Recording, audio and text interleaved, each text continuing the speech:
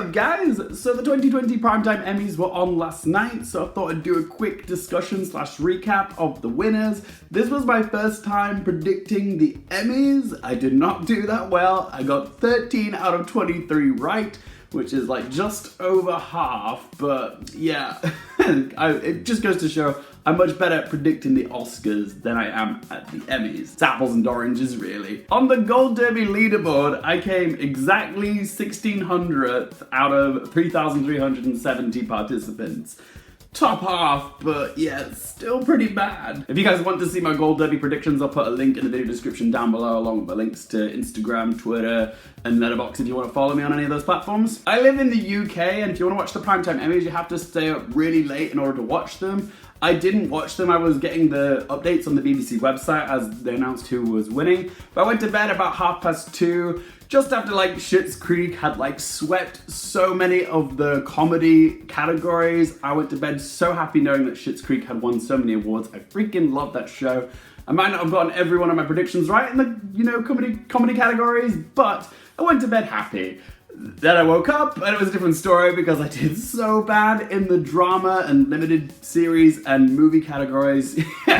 I did terrible, to say the least. The only things I got right in the drama categories were like the best drama series, which went to Succession, and I also got best drama writing as well. So yeah, those are the only two things I got right. Everything else, like the acting categories, I cocked up big time. Best actor drama went to Jeremy Strong. I thought it was going to be Brian Cox. Best actress drama, I was convinced Laura Linney was going to be snubbed by Jennifer Aniston, but I was wrong. She still got snubbed, but not by one of the frontrunners. She got snubbed by Zendeya for Euphoria. That was a surprise for sure. Fun fact, that makes Zendeya the youngest recipient of Best Actress ever, and also only the second black woman in history to have won Best Actress in a Drama category at the Emmys, so massive congrats to her. Best Supporting Actor in a Drama Series, I thought it was going to go to Kieran Culkin for playing Roman in Succession, but I was wrong. It still went to the frontrunner Billy Crudup, and that was the one front runner for a category I was convinced wasn't going to win, but actually ended up did winning.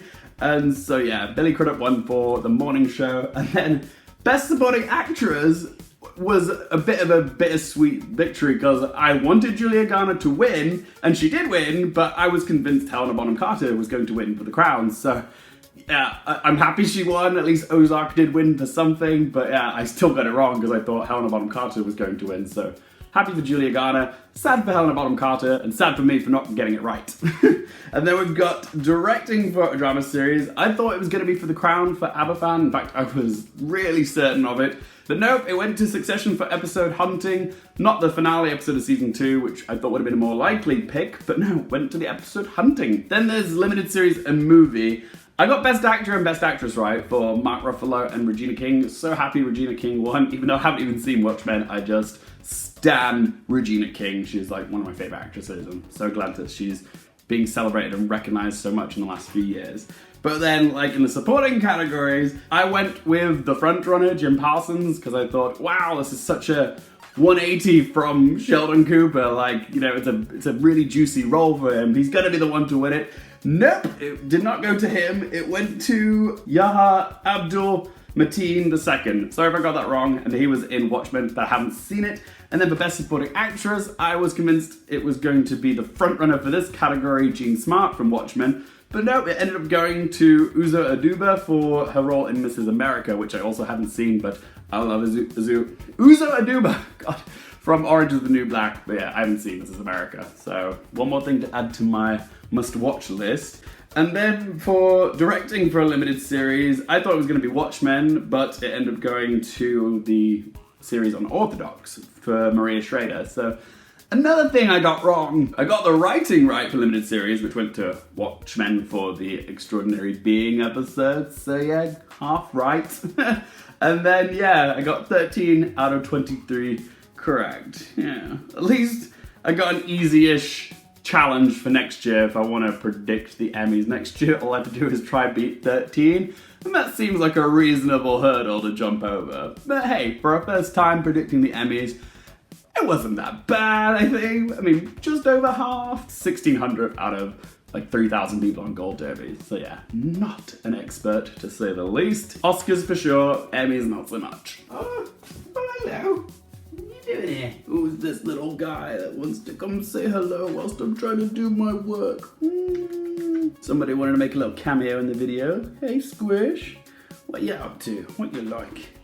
He just always manages to wake up when I'm trying to be productive. But good lord, I can't stay mad at that face. Come on. Off you go. So let's talk about Schitt's Creek. Now, in my predictions video for the Emmys, I did say in that video that I thought 2020 was going to be the year of Schitt's Creek. I just wish I had committed harder to that idea. It won 9 Emmys, the most any comedy series has ever won in a single year at the Emmys. I thought that it was going to win Best Comedy Series and that the 2 industry veterans, Eugene Levy and Catherine O'Hara, would win Best Actor and Best Actress. It's just a lovely narrative, the idea of the 2 industry veterans who have been largely overlooked for the majority of their careers, who play husband and wife together, both winning together for Best Actor and Best Actress for their final season of their beloved hit show. That's a great story in itself, but what we got was an even better story, a more generous story, one that I didn't think was going to happen because the odds of it happening were stacked against it. Instead of the mother and father of Schitt's Creek winning for their final season, we got the mother, the father, the son, and the daughter all winning all 4 categories of the comedy section of the Emmys. The entire Rose family won together as a family for their last season. They bowed out together as a family, all winning prestigious awards for their work. And by doing so, they're the first comedy series to sweep all the acting awards in a single year. History was made last night, and it's such a glorious way for Schitt's Creek to bow out on, because Schitt's Creek was a relatively unknown cult Canadian cable comedy series. God, that was a lot of C's. Cult Canadian comedy series. Woo! And then it slowly but surely blossomed into a mainstream awards-winning darling. Its following and fan base grew so organically, and finally in its swan song series, it got crowned as the best comedy series at the Emmys. It's such a storybook ending. It's just such a perfect send-off to one of the most genuinely funny and touching sitcoms we've ever had. Schitt's Creek is such a comforting show. It's all about family and love and acceptance and personal growth. It's one of those shows you just put on to feel better. It was always a small show, and to see it be recognized in its final season as the best comedy series at the Emmys, it's so satisfying, you know? It's just like the underdog show growing and becoming this bigger and beloved sitcom, and yeah, it's just, I can't even put into words how happy it makes me that it won Best Comedy Series, and all 4 of the actors won for their roles as well. It's just so deliciously satisfying. Most comedy series tend to fizzle out by the time they get to their final season. They're just not as fresh and funny as they were when they first started. Not with Schitt's Creek. Schitt's Creek knew when to stop, and Dan Levy chose to finish the show during the peak of its popularity, but because he knew this was the right place to end the series, and he didn't want to milk it for all it's worth and, you know, make more money out of it. He chose to end the story in a satisfying, conclusive manner, and that's what makes it so juicy that it finished on such a high note. And because of that, Dan Levy managed to win 4 Emmys last night. 1 for acting, 1 for directing, 1 for writing, and 1 for being the showrunner of the show, which he won Best Comedy Series for. As for disappointments, I was a little bit upset that Laura Linney didn't win Best Actress for Ozark. I was really championing her to be the winner for playing Wendy Bird in Ozark. I think she was the best thing about season 3 of Ozark.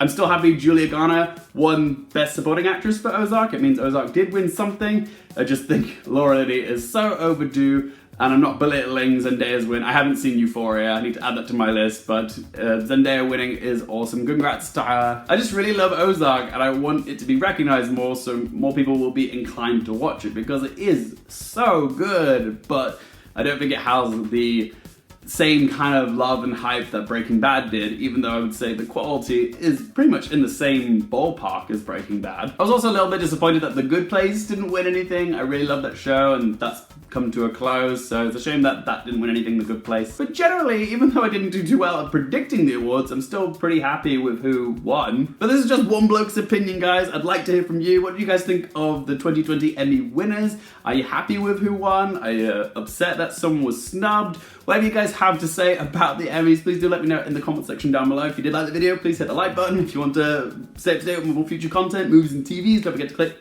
subscribe. And for more things related to movies, TV, and popcorn culture, I'm Luke Airfield. I'll see you next time.